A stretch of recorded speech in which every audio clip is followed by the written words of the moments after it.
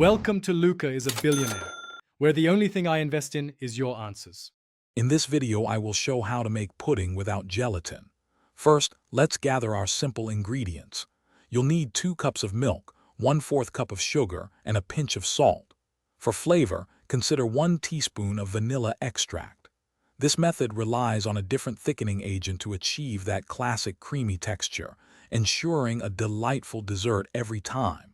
It's a straightforward process that yields fantastic results. The secret to gelatin-free pudding lies in your choice of thickener.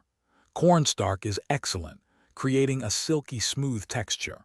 Alternatively, you can use all-purpose flour, though it might result in a slightly less translucent finish.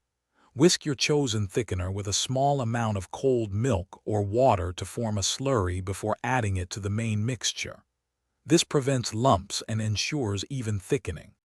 Now let's cook our pudding. In a saucepan, combine the milk, sugar, salt, and your cornstarch slurry.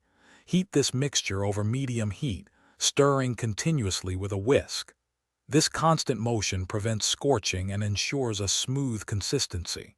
Once it begins to thicken and gently bubbles for about 1 minute, remove it from the heat.